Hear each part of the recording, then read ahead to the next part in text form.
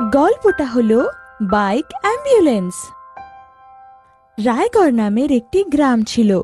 21তম দশক হওয়া সত্ত্বেও তার কোনো উন্নতি ছিল না, কারণ গ্রামের প্রধান ভানুপ্রতাপ একজন অসৎ লোক ছিল। ও গ্রামের জন্য এসে থাকা বাজেটের ব্যবহার নিজের স্বার্থের জন্য করত। বাজেটের টাকা দিয়ে সে শহরে নিজের ট্যাক্সি সার্ভিসের ব্যবসা আরম্ভ করে দিল। শ্যামও ওর কাছে ট্যাক্সি ড্রাইভার হিসেবে কাজ করত।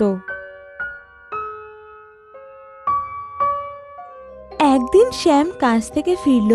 তোর স্ত্রী রেখা ওকে বলল, এখন থেকে একটু ভেবেচিন্তে কথা বলবে, না হলে আমাদের প্রতিবেশী শুনে ফেলবে। প্রতিবেশী? কিরম প্রতিবেশী? আমাদের তো কোনো প্রতিবেশী নেই। রেখা নিজের পেটের দিকে ইঙ্গিত করে বলল, এখানে আছে তোমার প্রতিবেশী, তুমি বাবা হতে চলেছ। বাবা হওয়ার কথা শুনে শ্যামের খুশির চরম সীমা ছুঁয়ে নিল।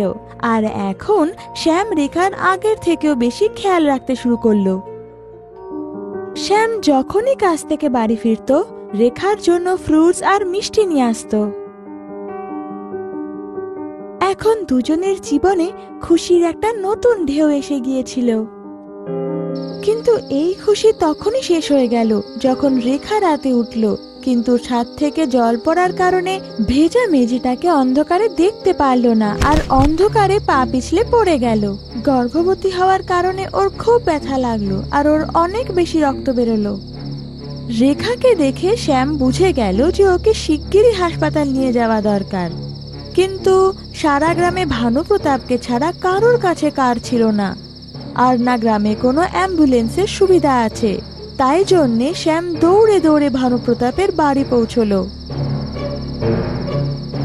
কি এত রাতে কি কাজ? মালিক, রেখার আঘাত লেগেছে, অনেক রক্তও পড়ে যাচ্ছে। আপনি কারের একটা ব্যবস্থা করে দিন, ওকে হসপিটাল নিয়ে যেতে হবে। আরে কাল তো আমি সকাল সকাল নিজের ফ্যামিলির সাথে সিমলা যাচ্ছি, আমি গাড়ি দিতে পারবো না।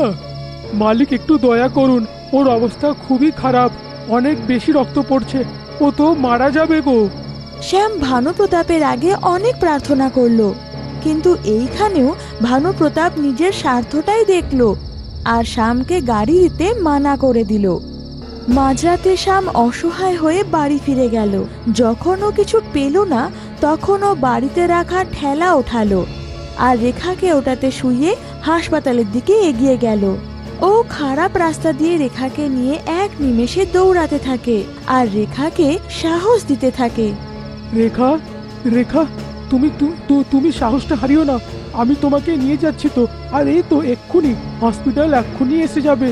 শ্যাম অনেক চেষ্টা করলো, কিন্তু ওর চোখের সামনেই রেখা মারা গেল।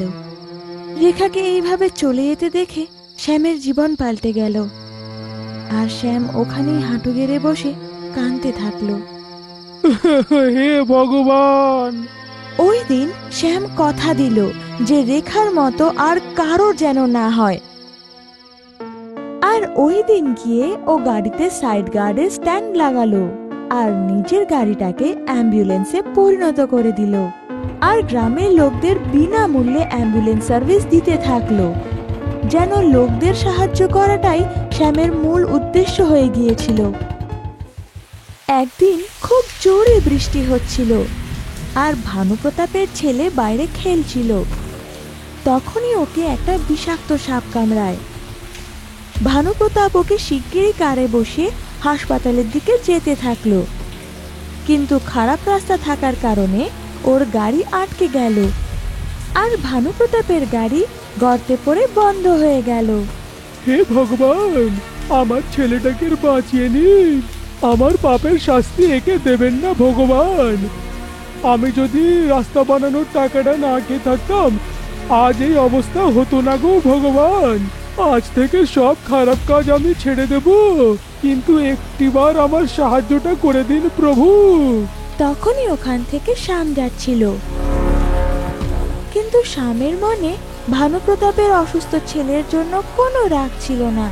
তাই ওর ছেলেকে অ্যাম্বুলেন্সে বসিয়ে শ্যাম ছোট ছোট রাস্তা দিয়ে হসপিটালে পৌঁছে দেয়, আর ভানুপ্রতাপের ছেলে প্রাণে বেঁচে যায়। আরে শ্যাম, আমায় ক্ষমা করে দাও। আমি তোমার সাথে অনেক অন্যায় করেছি। আমি নিজের লোভে অন্ধ হয়ে গেছিলাম। আমি আজ বুঝতে পারলাম তোমার কি অবস্থা ছিল।